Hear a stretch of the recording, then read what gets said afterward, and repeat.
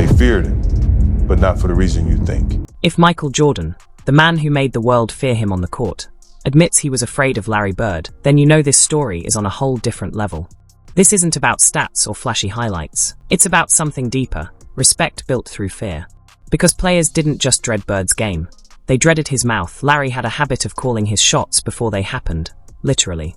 He'd tell defenders exactly how and where he'd score, then deliver, right on cue. And the worst part?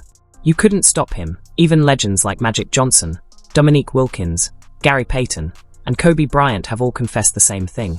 Facing Bird wasn't just tough, it was intimidating.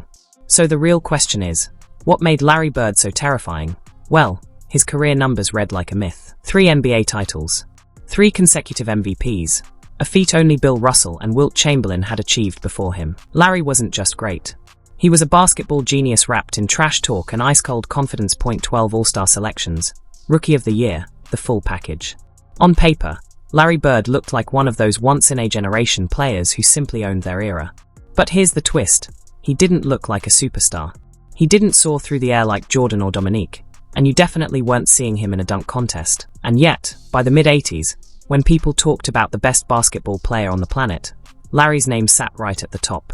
That's what made his rise so remarkable, because Larry didn't come from some big city or fancy basketball academy. He came from French Lick, Indiana, a tiny, working-class town where basketball wasn't just a game, it was a source of pride. They used to call him the Hick from French Lick. And instead of running from that label, Bird embraced it. He grew up in a large family that didn't have much, and basketball became his escape. Every shot, every dribble was a way out, not just for him, but for his whole town. So when he finally reached Indiana State, he wasn't just playing for stats or trophies. He was dragging an unknown program straight into the national spotlight, and making sure everyone knew exactly who Larry Bird was. Michigan State controls. Donnelly in the backcourt. The key, many feel, to beating Michigan State is to take the early lead when the Spartans get in front. That 1979 NCAA championship game between Larry Bird's Indiana State and Magic Johnson's Michigan State is still one of the most watched college basketball games ever. And here's the thing, Bird lost that night. Magic's team was stacked from top to bottom. But what made it legendary wasn't the scoreboard, it was the story. Because before Larry, Indiana State wasn't even on the map. Nobody talked about the Sycamores. Then suddenly, thanks to him, they were headlining every sports page in America. That single game didn't just captivate viewers, it lit the fuse for one of the greatest rivalries in sports history, Bird versus Magic. Even in defeat, Bird's legend grew.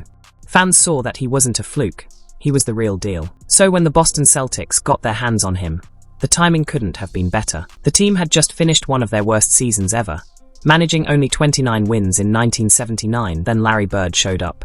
And just like that, boom, the Celtics won 61 games the very next season. A 32-win turnaround, all sparked by one man. And the craziest part, he wasn't just adjusting to the league, he was dominating it. As a rookie, Bird averaged 21 points, 10 rebounds, and nearly 5 assists per game. From day one, he wasn't learning the game, he was redefining it. Allen level, Bergsten brings it down. You see 2 seconds, 1, and the world champion, the Boston Celtics. Most rookies spend years trying to figure out how to survive in the NBA. But Larry Bird walked in like he'd already been running the league for 10. He wasn't just ready, he was leading. And here's what people often overlook, it wasn't just Larry's own numbers that changed the game.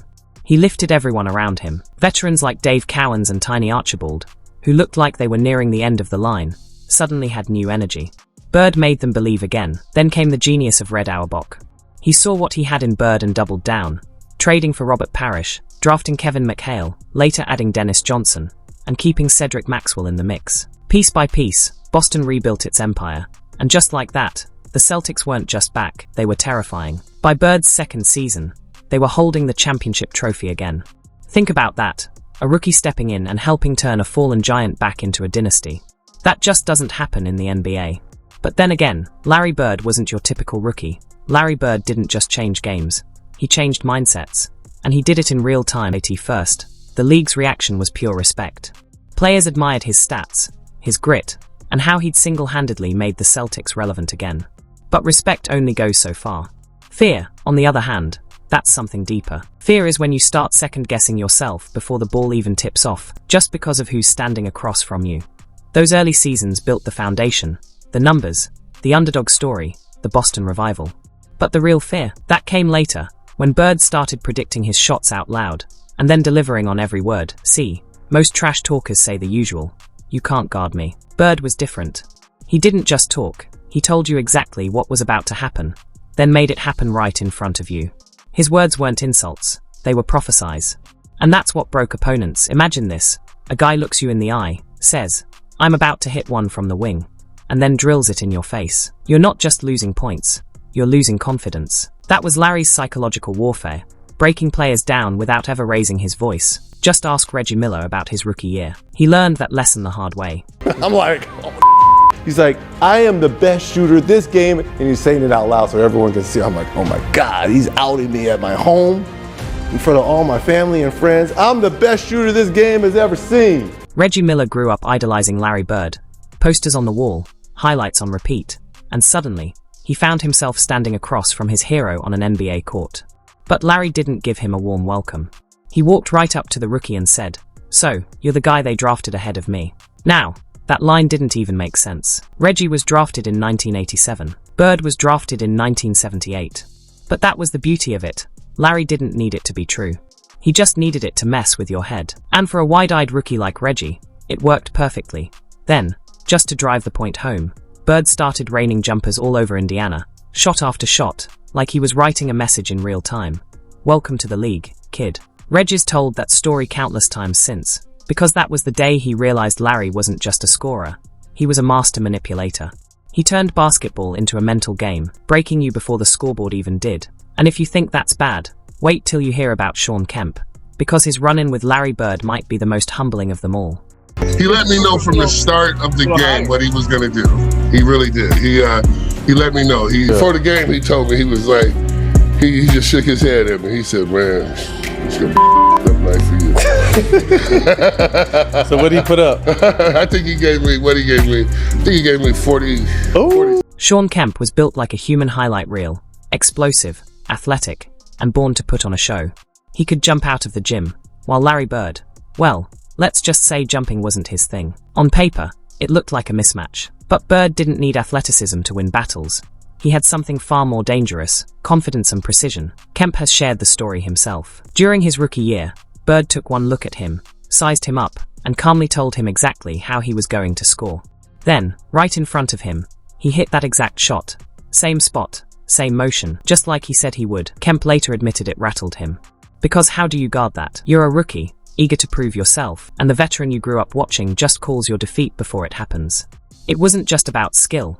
It was psychological warfare at its finest. And if that wasn't enough, there's the legendary three-point contest story, a moment that didn't even happen in a game, yet perfectly captured who Larry Bird really was. Who coming in second? Let's take the picture. Where'd you place? He beat me. He beat me that day. He beat me, That moment wasn't trash talk, it was a declaration. When Larry Bird walked into the three-point contest and asked, "Who's coming in second?" he wasn't joking.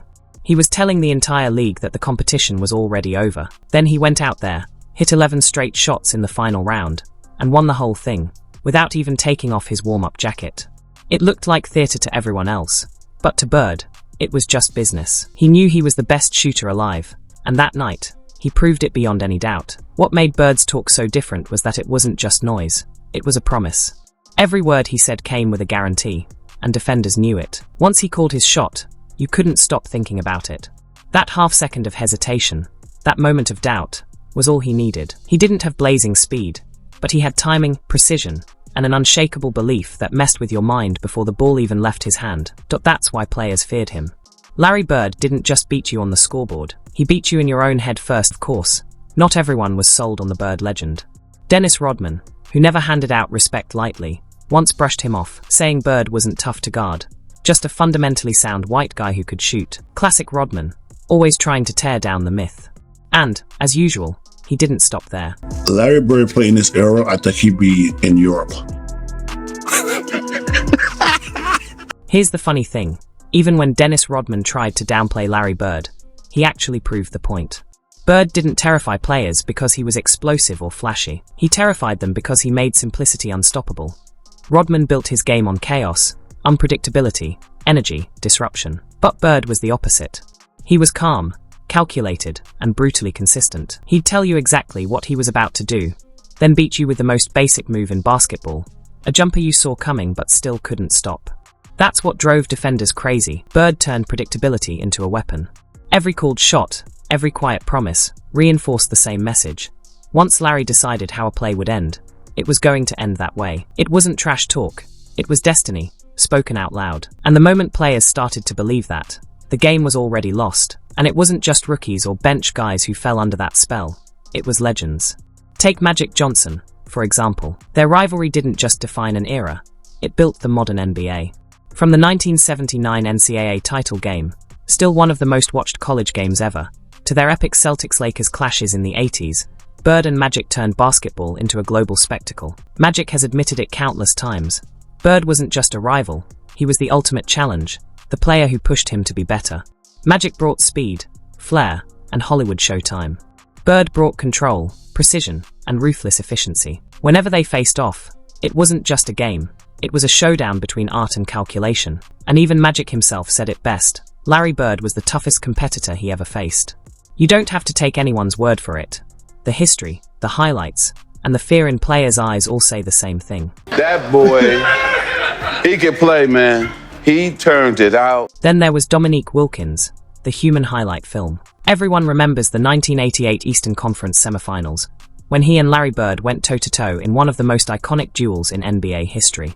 Dominique exploded for 47 points. Bird countered with 34. But the numbers don't tell the whole story. The timing does. In the fourth quarter, when the game hung in the balance, Bird dropped 20 points like clockwork. Every shot felt surgical, every bucket a dagger. After the game, even Dominique admitted it was the best battle ever played between two forwards. The Hawks lost, but that night became legend, not because one dominated the other, but because both reached another level, and Bird still found a way to win. And for a player as confident as Dominique to tip his hat to Bird, that tells you everything about the respect Larry commanded, not years later, but in real time. Then there was Gary Payton, the glove. Usually, Payton was the one doing all the talking, never giving opponents a second of silence. But even he said Larry Bird's trash talk was different. Payton called it disrespectful and beautiful at the same time. Because Bird didn't just talk trash, he talked details. He'd tell you the spot, the move, and the result, then make it happen right in front of you. It wasn't just mind games, it was a masterclass in execution. And even after Bird retired, his legend kept teaching. Kobe Bryant, the ultimate student of the game, studied Bird's film religiously. He admired how Bird manipulated defenders with angles, used his body to create space, and played with zero wasted motion. Kobe said watching Bird taught him that greatness isn't always about athleticism. It's about control, precision, and the art of making the game bend to your will. I would always ask questions and try to learn as much as I could. Right? Kobe even admitted that Bird was one of the players he studied most closely, modeling his footwork and patience after him. And when that kind of praise comes from Kobe Bryant, it's as high as it gets. Put all these testimonies together, Magic, Dominique, Payton, Kemp, Kobe, and the story becomes crystal clear. Different eras, different playing styles, same conclusion. Larry Bird wasn't feared because he was the fastest or the strongest. He was feared because even the greatest players alive couldn't stop him from doing exactly what he said he would do. And just when you think that's the peak of respect, remember, even the GOAT himself, Michael Jordan, didn't hold back when it came to Larry Bird.